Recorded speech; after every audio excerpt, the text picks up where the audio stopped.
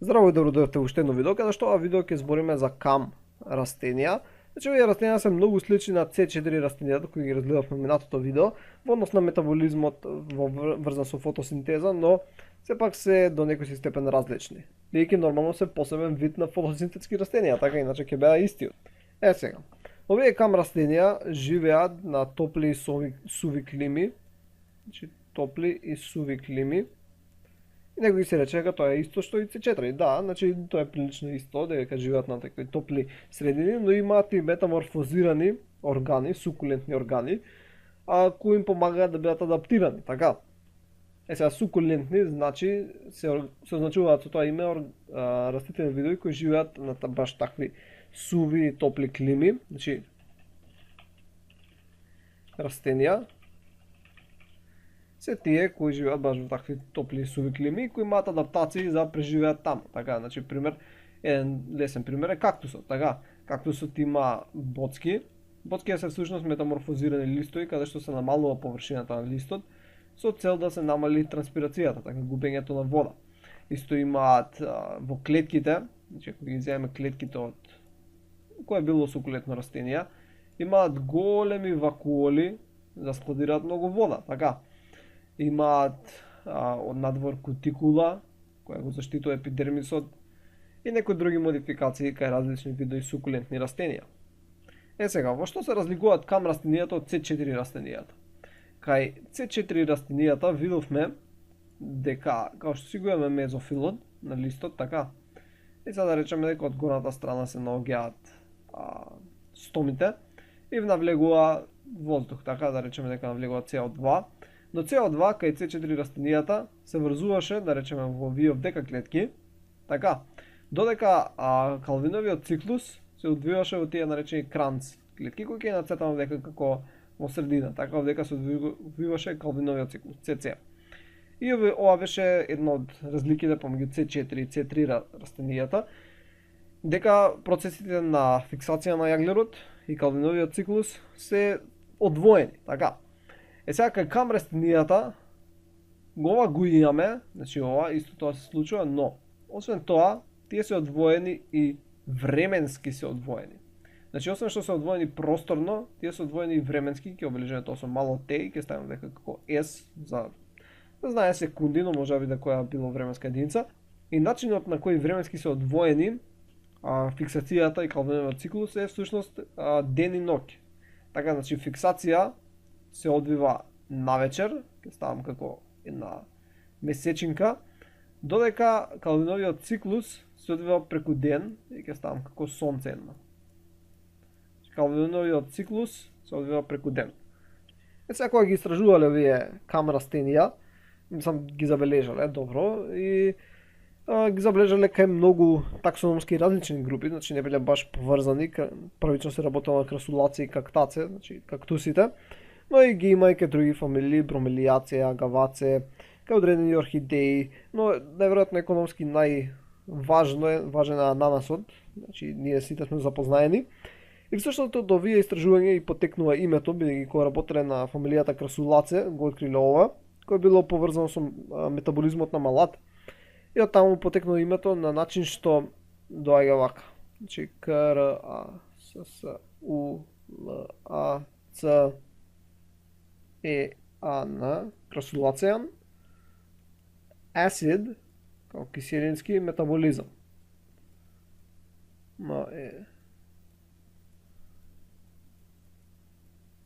Бидејќи се работело за метаболизмот на малатот, на јаболчната киселина. Кај красулаце. Така, и од таму потекнува првите букви CAM, Crasulacean Acid Metabolism. Сега еден интересен факт дека сите кам растенија не се сукуленти.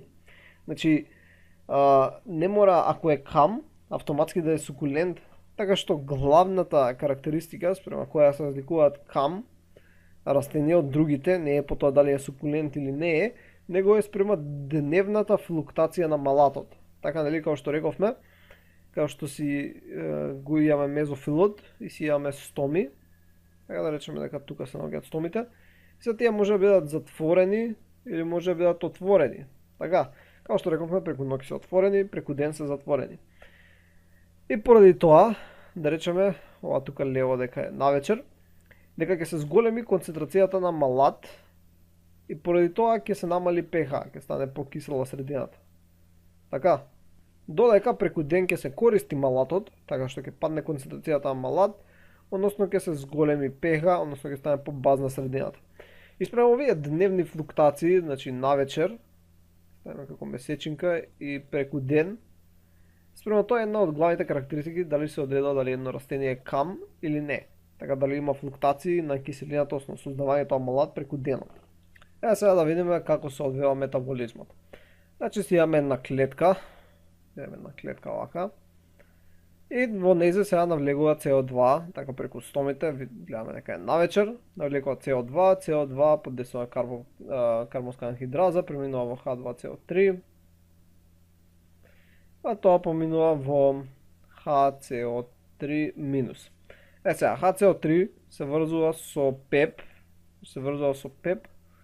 плюс ПЕП, фосфоенол пируват, подесува на фосфоенол пируват карбоксилаза. К. Кога зборев за C4 растенијата, кажував дека ПЕП кој учествува, мислам се врзува со ПЕП, не го спомнав ензимот фосфоенол пируват карбоксилаза или нешто така, некоја грешка мислам дека направив, но добро, не е сега битно тоа. Се врзува со ова и дава оксалацетат. Оксалацетат. Сега, овој оксалацетат се деградира под дејство на NAD, дехидрогеназа и дава малат. Сега, овој малат се акумулира внатре во вакуолата. И ова сега се случува навечер. Така, имаме тука една вакуола. И овој малат сега се акумулира внатре во вакуолата, ќе направиме како некоја си исполната, како када или нешто. И транспортот за влез внатре во вакуолата е всушност активен транспорт, значи се пренесува со помош на АТПази кои пумпаат протони и понатаму со помош на котранспортер се внесува внатре, односно преку секундарен активен транспорт. Сега, акумулирањето на малатот вака трае се додека трае ноќта, така. Но и кога ќе се раздени, ова трае некое си време, се додека не се зголеми температурата повеќе. Така што, кога ќе се зголеми повеќе температурата, тука стомите што беа претходно отворени ќе се затворат. Така, стомите ќе се затворат, ако се затворат стомите нема да доаѓа CO2, нема да доаѓа ништо од тоа и нема да се прави малат. Така, значи имаме затворени стоми. Добро, и сега потоа малатот, сега ова уште се случува надоле у клетката, ќе направиме вака, значи ова не е втора клетка, него се случува пак внатре у клетката. Малатот излегува и под дејство на NAD малатна декарбоксилаза, значи декарбоксилаза, нека стои така. Но има начини дека всушност кога сите 3 C4 растенија може да се одвива, се разградува се оксидира до оксалацетат. Значи до оксалацетат, кој понатаму под дејство на ПЕП карбоксикиназа, значи ПЕП киназа, се декарбоксилира и се добива CO2, и се добива ПЕП, фосфоенол пируват.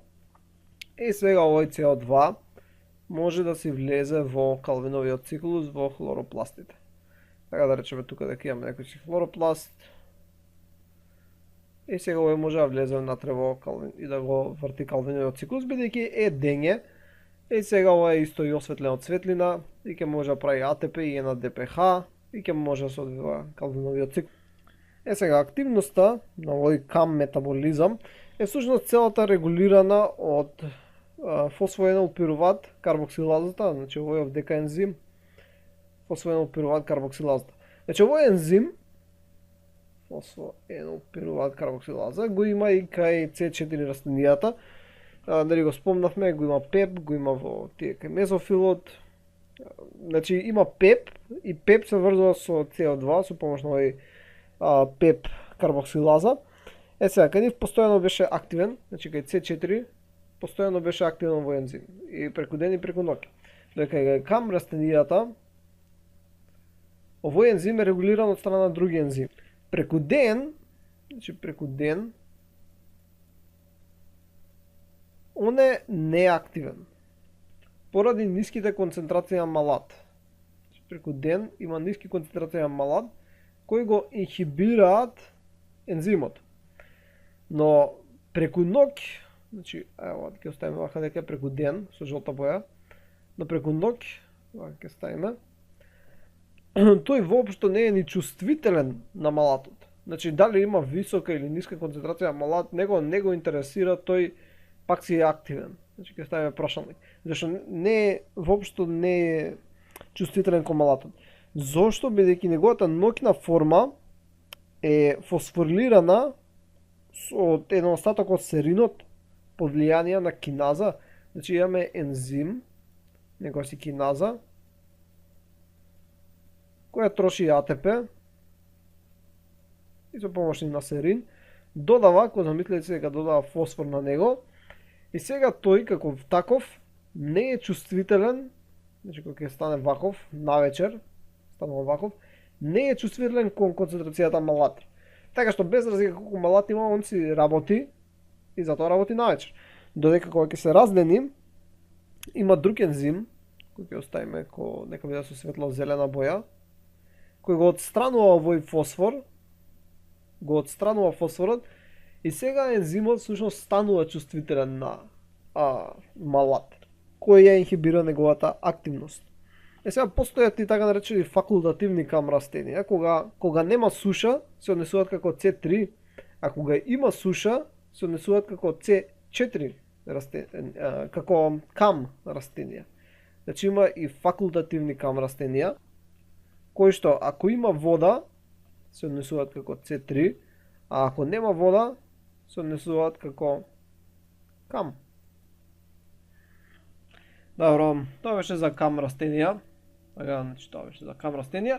Се надам дека научивте што ново и ќе се видиме во наредното видео. Иначе само сега да спомнам дека може уште многу работи се зборат во врска со какви видови на фотосинтетски организми постојат, бидејќи постојат и организми кои се еден вид удовојници животни, еуглената или пак некои бактерии од различни микроорганизми кои од различни видови на фотосинтеза, различни метаболизми на фотосинтеза во врска со темната фаза и така натаму. Така што нема да влегуваме од нив, иако пишува голем дел, не пишува многу работи, спрема книга која се водам, но книгава и за постдипломски студии, значи и за магистри, така што нема да влегуваме до толку детали. Ова би требало да биде